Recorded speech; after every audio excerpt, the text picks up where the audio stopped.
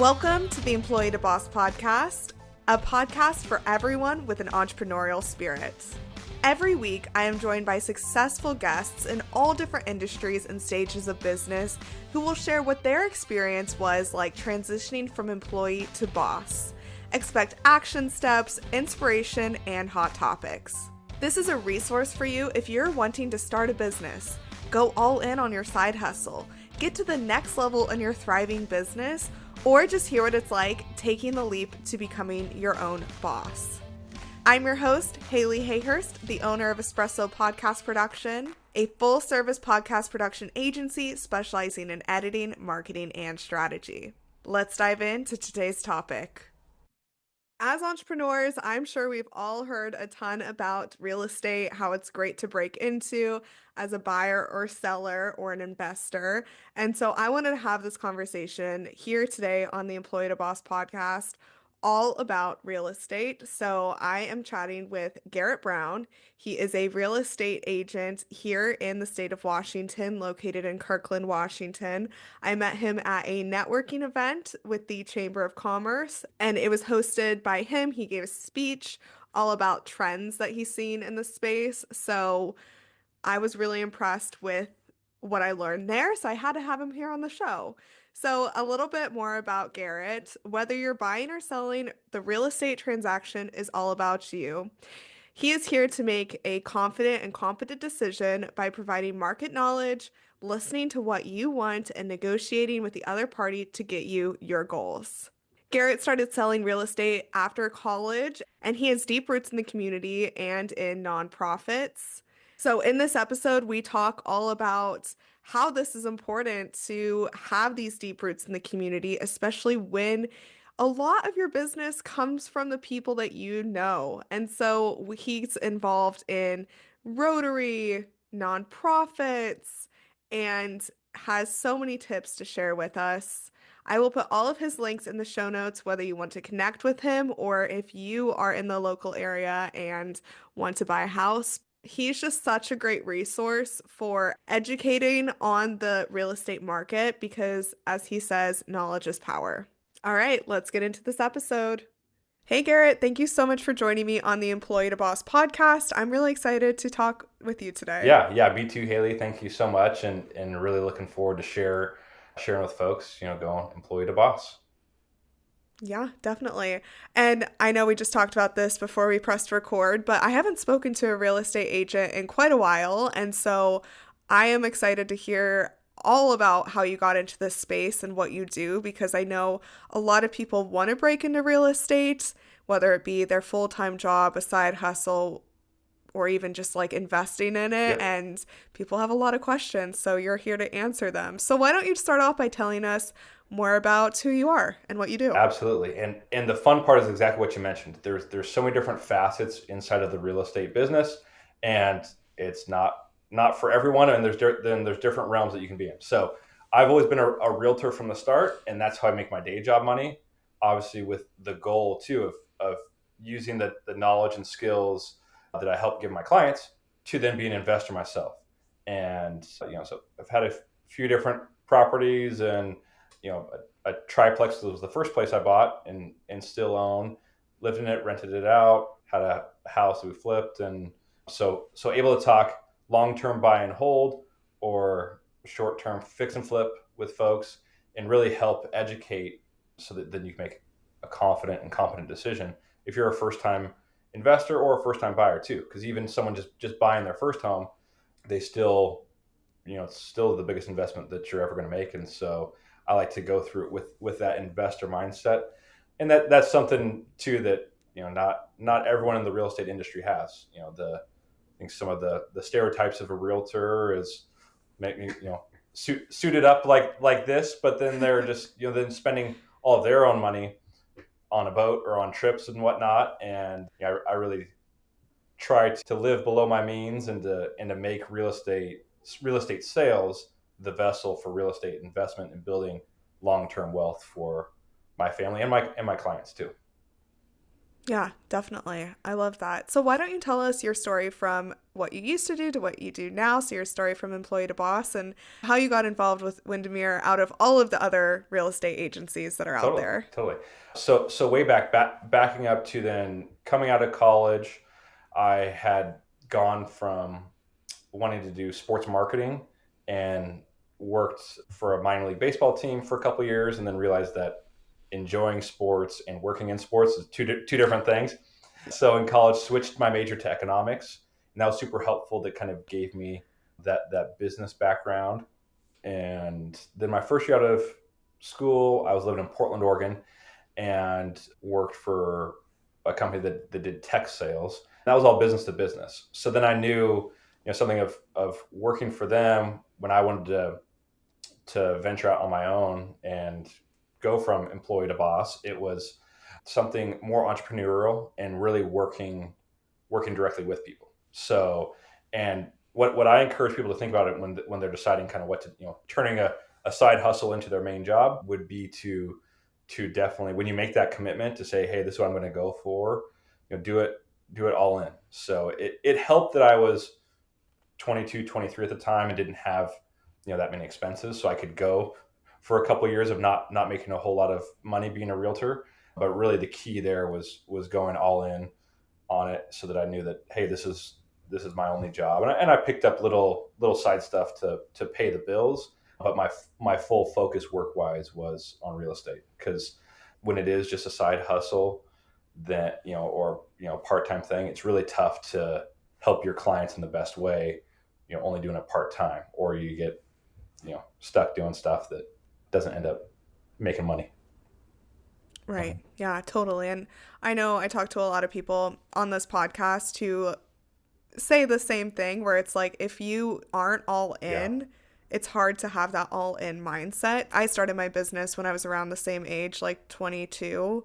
It was definitely easier because I was right out of college. And starting a business at that moment in my life, it made Right. sense. But even for anyone who's older, it doesn't have, they still have things that they need to do, people that they need to attend to. I feel like, and we'll get more into this, but real estate is still a viable option for them Definitely. too to jump Yep. into. Because you, Yeah. you can be working your 9 to 5 and still do little evenings and weekends, and it's obviously all about getting your time back and really prioritizing. Then your focus has to change from, again, for me as a young realtor, saying yes to everything and everybody, to say, yeah, I'll host that open house for you, Yeah. or oh, I'll help you with that buyer and drive an hour away and show them stuff.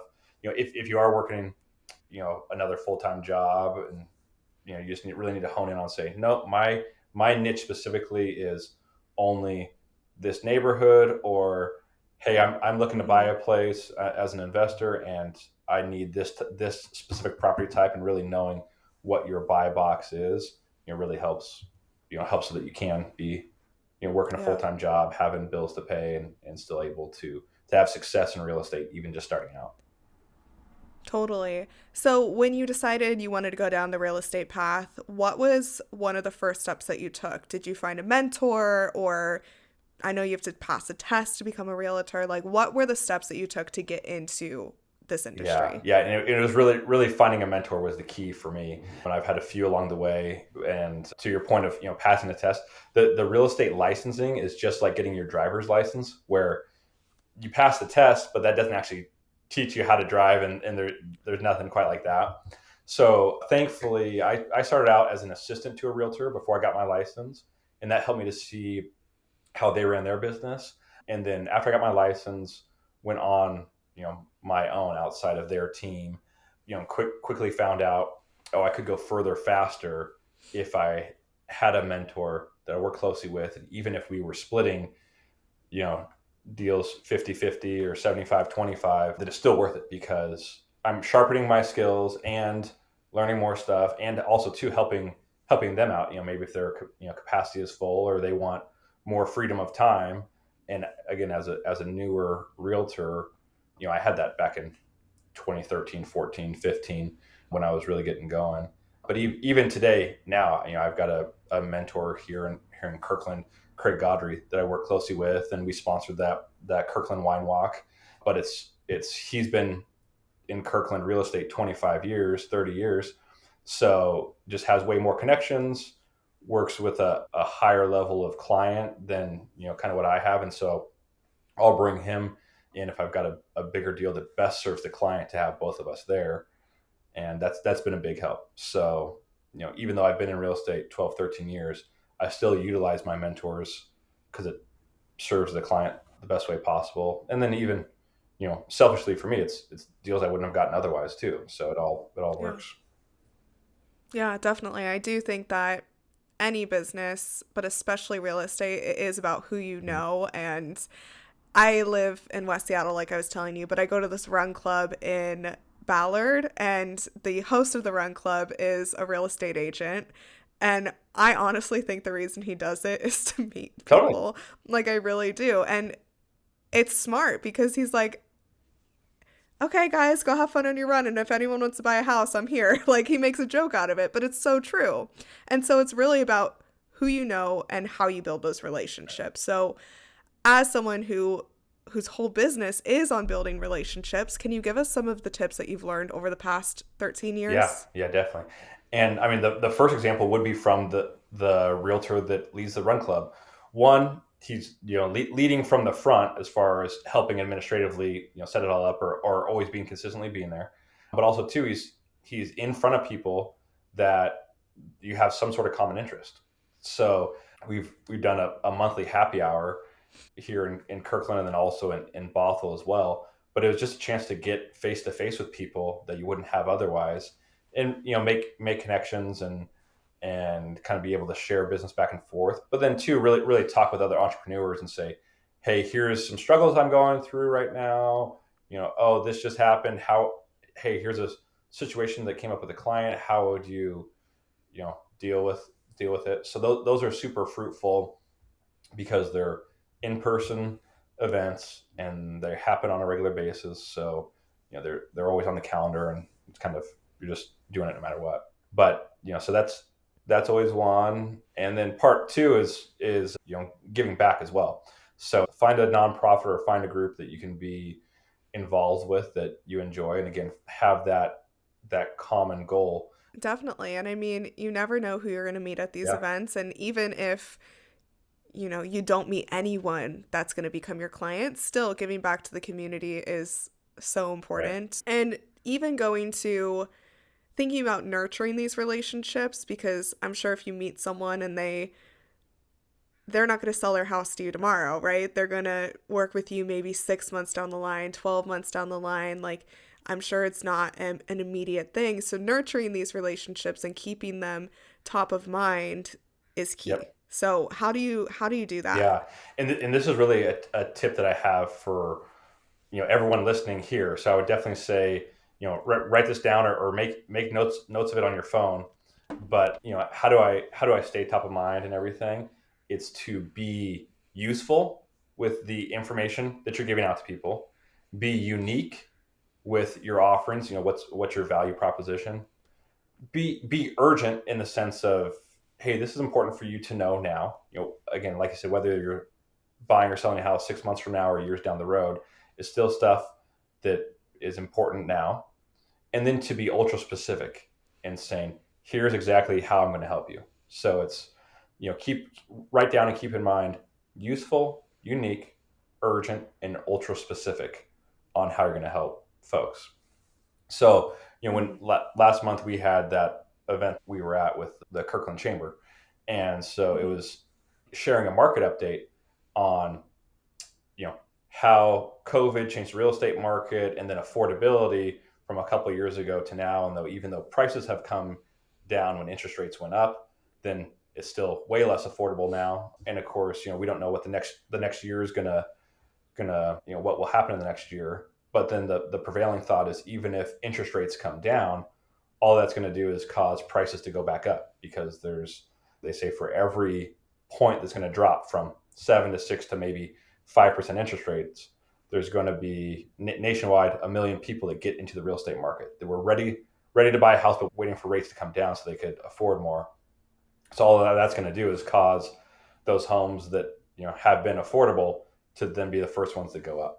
So it's kind of weighing weighing what could be, and it is unknown, but at least, I can help you make a confident and competent decision based off of the stats, that we have here at Windermere, and based off of the different stuff I'm learning from classes and mentors and things, and how to interpret the data that's just not just what you would see on the news or in the newspaper, since those are all, tend to be either more lagging or trailing information, but really what we're hearing from economists and people in the Seattle area real estate market. Yeah, definitely. And that kind of brings me to the next thing I want to talk to you about, of leadership and being the go-to in the Yeah. industry, because there's a lot of real estate Yeah. agents, of course, and when someone like you is knowledgeable on these interest rates and rising house prices and is doing presentations like the one you did for the chamber, that definitely stands out. That makes you stand out as the expert in the industry. Like, if someone wants to work with a real estate agent, they can look at what you've done and the research, and just like you mentioned, these classes you go to and mentors that you have.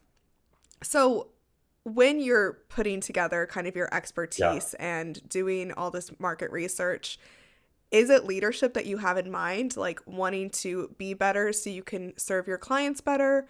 Or what's the leadership advice you have here for the audience?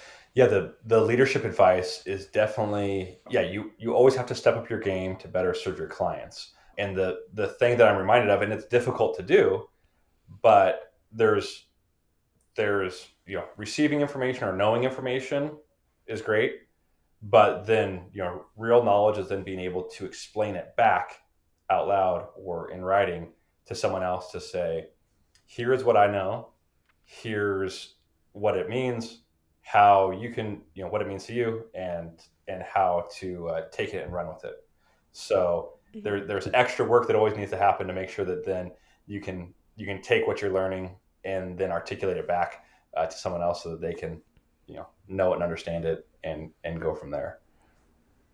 Yeah, definitely. I know whenever I help people start podcasts too, and they inquire with me, there's really two types of people. There's the ones that want to know every single detail of what I'll be doing. And then there's the ones that are like, I'm so stressed out by this. Like, can you just do it for Right. me? And so, some people really want information and some people really don't care as long as it gets done Yeah. correctly. So it's great that you can, appeal to both Right. sides of that, kind of like doing it for them or educating them on the Yeah, and topic. you share information that's both, as far as espresso podcast productions can do, is you putting out that, hey, here's 20 days of free information to start your podcast. Now it's great. Everyone will get snippets. We can write notes down. We have an idea, but then if you really want to dive in and know how to actually do it, it's best to reach out to you and learn more there. That goes back to some of those four U's I was mentioning, of being useful, unique, Yeah. urgent, and ultra specific. Of like, what made you want to give out that information for this 20-day run right here? Yeah, that's a good question. I think similar to you, of always expanding what you're Yeah. offering and always expanding your knowledge. That's what I think about whenever I work in the podcast space, because it is so rapidly evolving. I mean, real estate and podcasting are very different, but I feel like we have a lot of similarities in the way that it's always changing, always evolving. And so when I started this 20-day series of, here's me starting a podcast, follow along, or at least see the behind the scenes, I think it's very demystifying the whole world of Yeah. podcasting, because there are gatekeepers in both of our industries, right? There's people who make it sound so complicated to buy a house and get a loan and all these things. And then in my space, like, people make it seem so hard to start a podcast, where, yeah, there's thought that goes into it and there's processes that you have to put in place, but it's accessible to everyone, Hmm. right? And so that's what I did when I was doing this 20-day series. And then I'm sure that's what you do when you put on your Yeah. webinars as Yeah. well, or yeah, trainings. Right. Right. And two, it's like, then you're hoping too that the person that implements the fastest, they're going to be the ones that take it and run with it and are able to have success.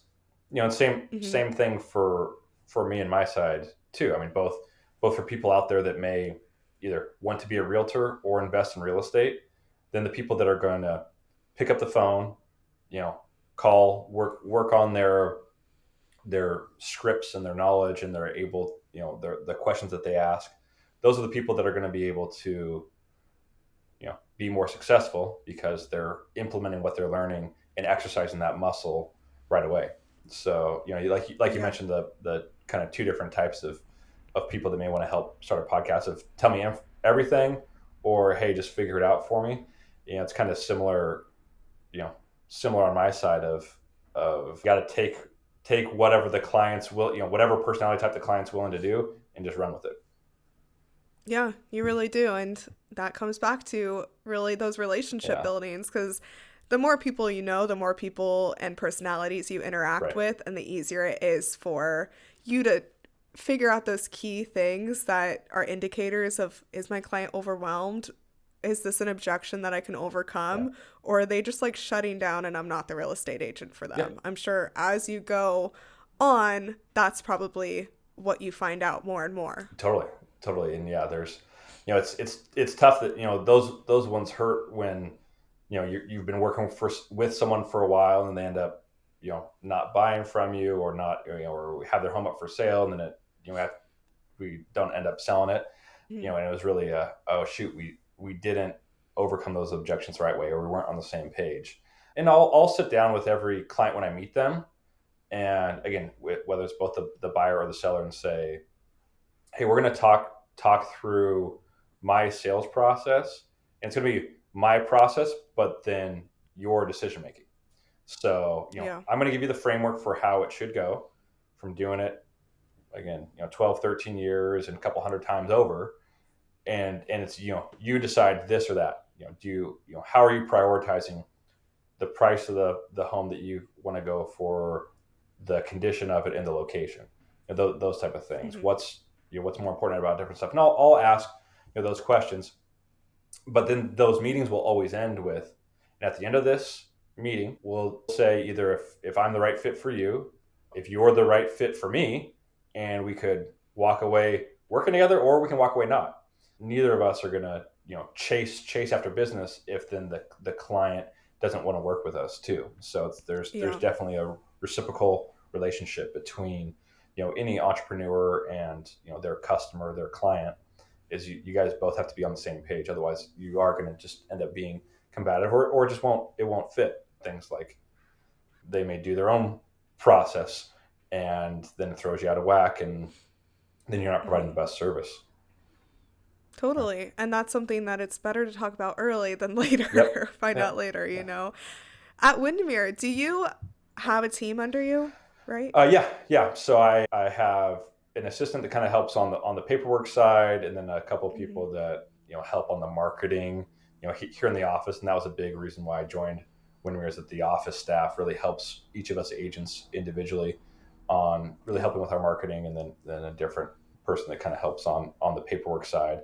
And like I said, you kind of pull in, mentors like the Craig Godry I was talking about. He's at a Windermere office here in Kirkland as well too.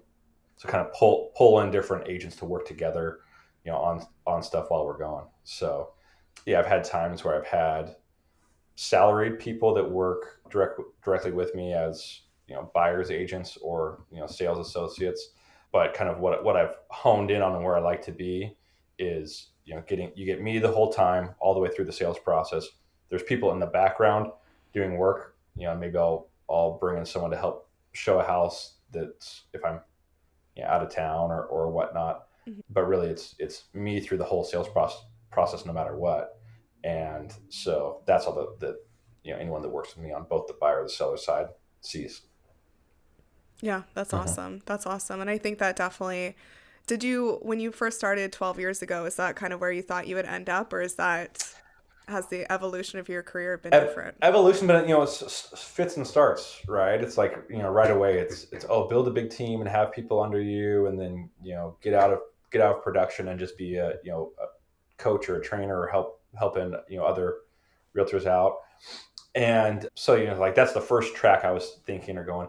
But then really, during the pandemic, I had a couple of people that I worked with, but then it didn't provide the clients the best service possible. So then, as the real estate market slowed down, like, shoot, I really need to step up my level of service to really help out my clients, and that was being, with them the whole way through, rather than saying, okay, great, we'll do the buyer consult or the listing presentation, and someone else is going to host all the open houses, or someone else is going to show you a bunch of homes. It's I'm thankful for every client, that we get, and I'm going to be there, boots on the ground, the whole way through. And there's little stuff like even today, I have a listing that, and we're recording this, here in November, so leaves are falling. It's windy and rainy, but we just have a break in the day today where it hasn't rained. So I went up to the house and restocked some flyers, and then leaf blew off the front porch and the driveway and the garage, just to make sure that it was, looking good. And rather than sending a landscaper there for a couple $100, I was like, oh, I can do that. And just little things like that in the middle of the process that, I enjoy doing, and are all part of it. Yeah, definitely. Like those personal touches for your clients. Yep. And I think that's great for all industries. You can add those personal touches and your clients will really appreciate it. I mean, there is a line between over delivering to like an extreme and under delivering, but I think somewhere in that middle is where every business owner should strive to reach. Haley, where have you seen people over deliver stuff that's almost ends up being weird or awkward, or any examples? Yeah, totally. That's a good question. I find in the online business space, there's a lot of what's called like scope creep of people expecting.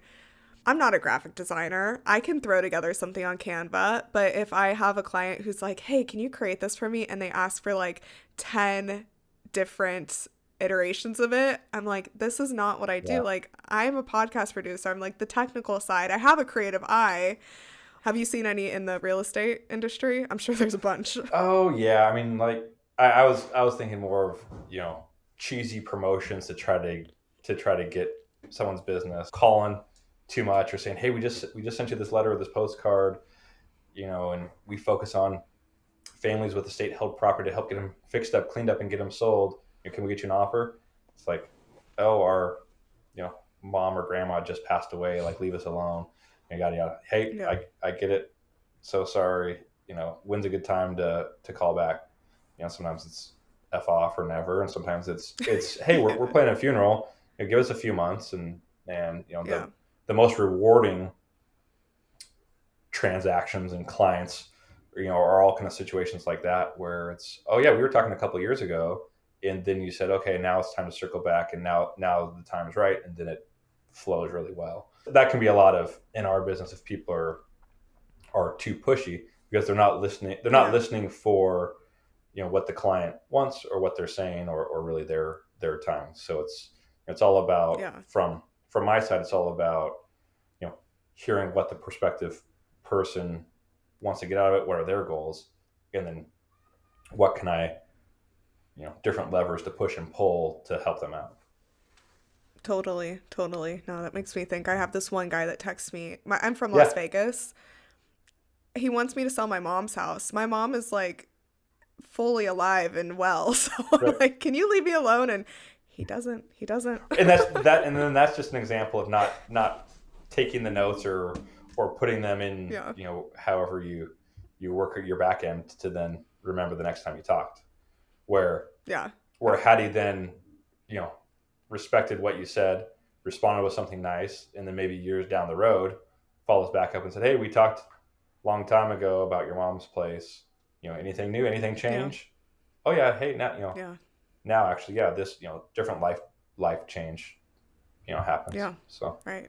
You never know, but I'm like, text her, not me. I don't know. I don't live there. Right. I've really loved this conversation. Before I wrap up, I wanted to know if you wanted to share any other tips for people wanting to break into the real estate agent, and then we'll get into your action steps for the week. Definitely. Yeah. Tips for breaking in would be really, like I said, find a mentor for sure. And then also too, even if it is a side hustle to start, or you may say, hey, I've got, a bunch of other stuff going. I can't afford, how long it takes to really get started up and get going.